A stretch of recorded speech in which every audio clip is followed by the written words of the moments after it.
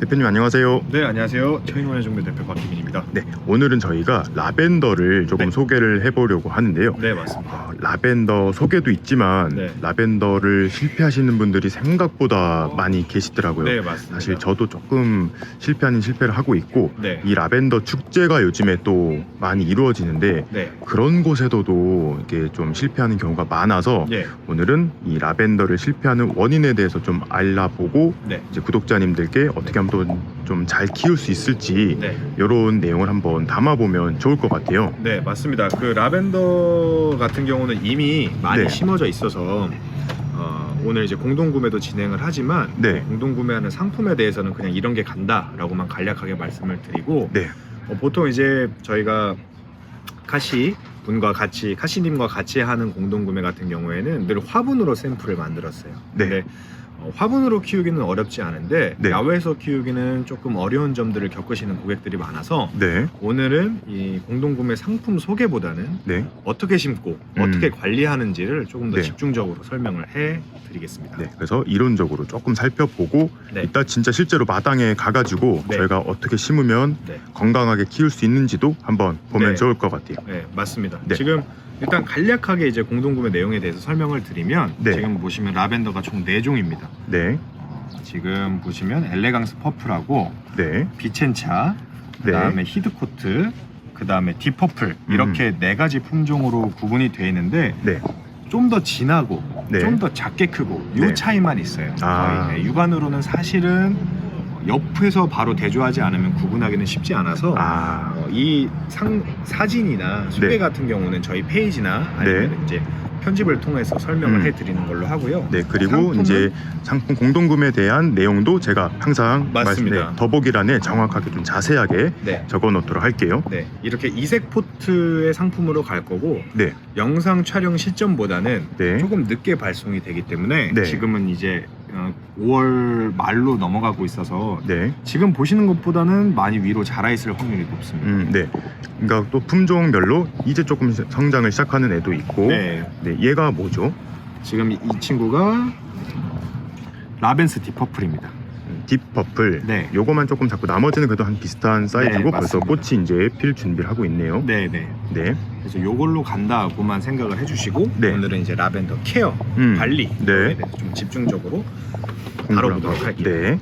대표님, 그럼 이게 라벤더가 네. 잉글리시 라벤더가 있고 네. 프렌치 라벤더가 있잖아요. 네, 맞습니다. 저는 사실 잉글리시 라벤더를 훨씬 좋아해요. 그냥 네. 프렌치 라벤더의 그 파인애플 같은 꽃이 네, 맞습니다. 제 스타일은 아니라서. 근데 오늘 저희가 잉글리시 라벤더를 공동구매를 하는 네. 이유가 있을까요? 네, 그 흔히 이제 분화 시장에서 네. 잉글리시 라벤더랑 프렌치 라벤더가 가장 이제 많이 나오는데 네. 잉글리시 라벤더나 프렌치 라벤더는 사실은 큰 분류고요.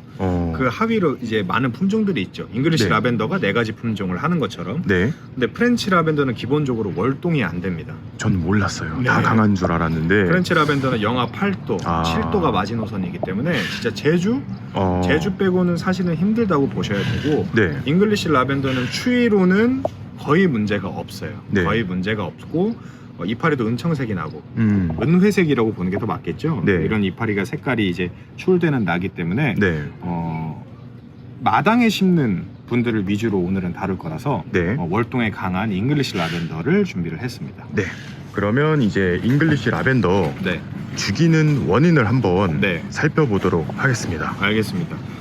잉글리시 라벤더 같은 경우는 크게 네. 이제 2가지 꽃이 안 피거나 네, 죽거나 네. 이제 이런 경우를 이제 많이 겪으시는데 이제 가장 아무래도 큰 이유는 과습입니다. 과습. 과습 같은 경우는 사실은 우리나라에서 극복하기는 쉽지 않은 문제기는 해요. 여름이 워낙 다습하기 때문에. 장마도 있고. 네. 그래서 이제 지방에서도 보면 흙을 많이 올려가지고 배수를 잘 되게 한다든지 이런 식의 이제 작업 조성을 하죠. 맞아요. 제가 라벤더 축제를 작년에 한번 가봤는데 네. 진짜 저희 밭에다가 고추 심을 때 이렇게 둔덕 이렇게 해서 하는 것처럼 네. 해서 밭을 쫙 깔아놨더라고요. 네, 맞습니다. 그래서 보통 이제 일본 뭐 북쪽이나 이런 데서 이제 라벤더 갖다가 축제도 하고 막 네. 많이 하는데 이런 걸 보고 카페나 네. 개인 분들이 이런 감명을 받아서 조성을 하려고 노력을 하면 네. 거의 실패해요, 사실은. 그러니까요. 왜냐하면 네. 가장 큰 이유는 일단 과습.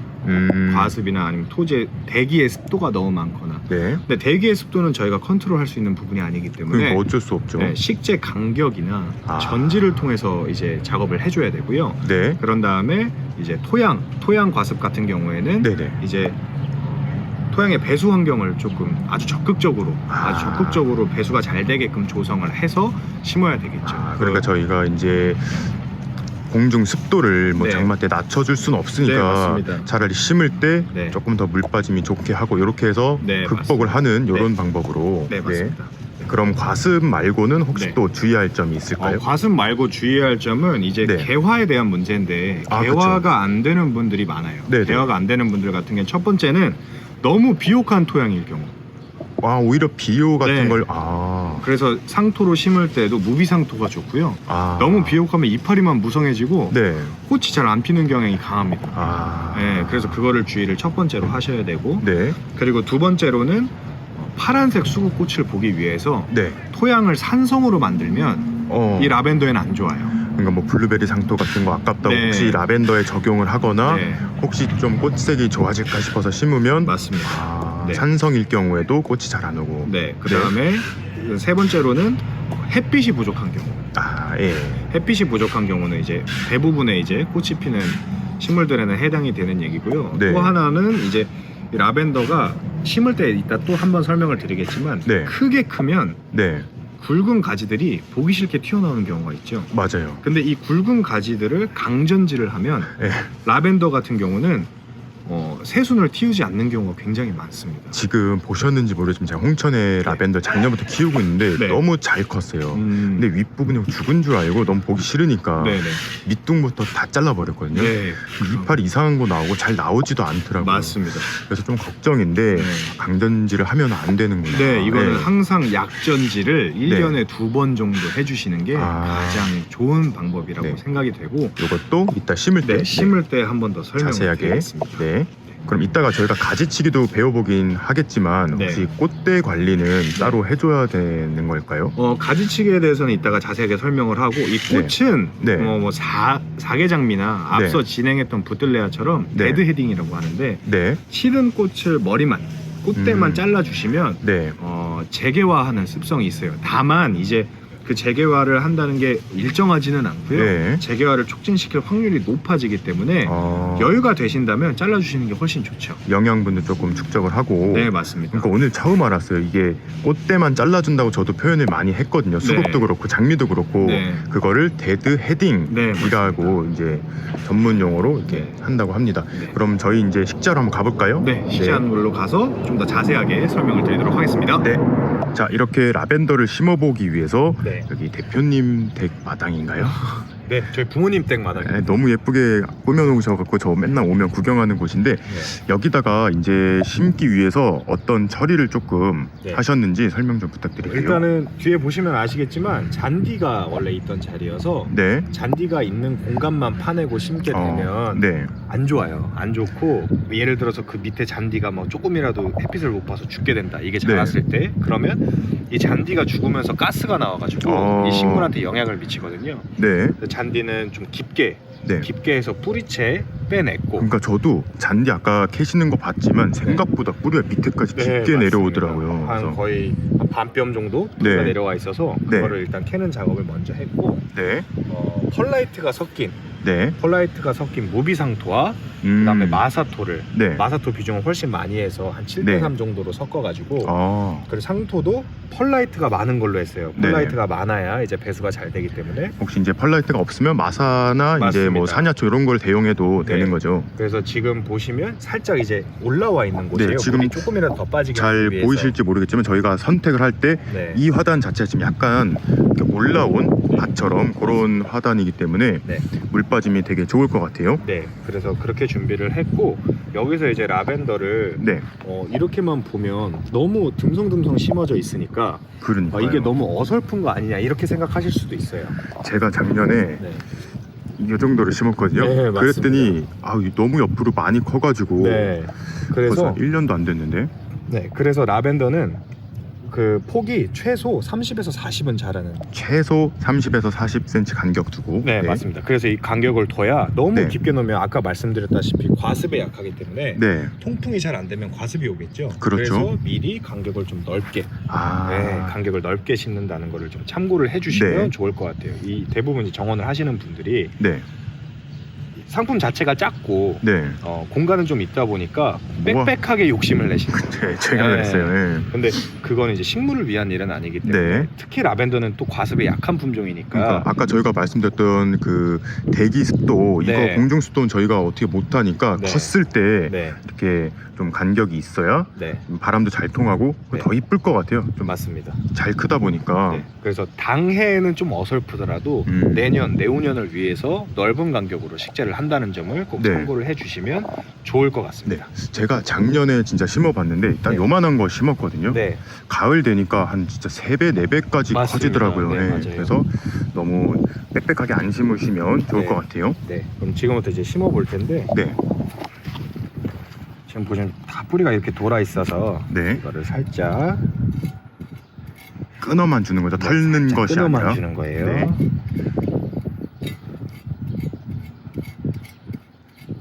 네, 이렇게 살짝, 네. 이렇게 살짝 끊어만 주고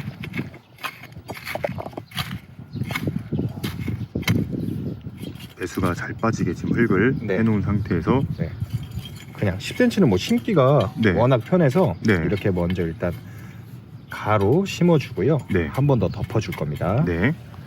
대표님 이제 저희가 물을 줄 건데 네. 이 물 주는 거에도 그럼 얘가 과습에 약하다고 했는데 주의사항이 혹시 있을까요? 일단 심을 때는 당연히 다른 식물과 똑같이 푹 주셔야 그렇죠. 되고요. 네. 다만 이제 뭐 장마가 앞에 있다거나 네. 강우가 앞에 있다거나 이런 경우는 피하는 게 좋고요. 네.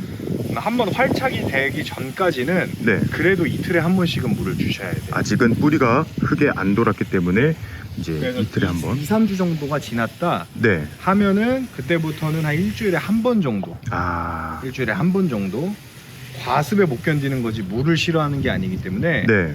물은 주셔야 되고요. 네. 그리고 꽃대가 물었을 때 지금 꽃대가 문 것들이 조금 있는데 네. 꽃대가 물었을 때는 물 주는 주기를 조금 일주일에서 네. 4일 정도로 아. 땡겨서 물을 주시면 좋을 것 같아요. 우리나라는 또 덥기 때문에 네. 그렇게 하시는 게 좋을 것 같은데 정말 매일 주는 것만 피하고 활착 되면. 맞습니다. 네. 다만 이제 초보 분들 같은 경우에는 네. 비가 오나 네. 눈이 오나 일주일에 한 번 주랬으니까 일주일에 한 번 주고 아, 맞아요. 이건 피해야겠죠. 당연히 비가 왔다 하면 그때는 넘어가는 거고요. 네. 그런 식으로 이제 탄력적으로 네. 조정을 하시는 게 좋겠죠. 그래도 이제 얘가 가뭄에도 어느 정도 잘 견디니까 차라리 뭐 네. 땅이 좀 말랐을 때를 좀 보고 네. 주면 좋을 것 같아요. 네. 그래서 처음에는 항상 흠뻑. 네, 식물이 식물이 여리니까 네. 물은 흠뻑 대신에 약한 물살로 네. 붓겠습니다. 이거는 이제 10cm짜리 화분이기 때문에 네. 뭐 흙이 꺼지거나 네. 이런 경우는 별로 없을 거예요. 땅을 네. 판 게 별로 없기 때문에. 아, 확실히 아직 키가 작은 애들은 네. 물살이 지금 되게 세죠. 이게 네. 여기 농장용이라서. 네. 근데 큰 애들도 이제 조금 일어서겠네요. 네. 하지만 혹시 이렇게 눕는 게 싫으신 분들은 처음에는 이렇게 흙 주변으로만 이렇게 네. 주시면 될 것 같아요. 물이 되게 잘 빠지네요 지금.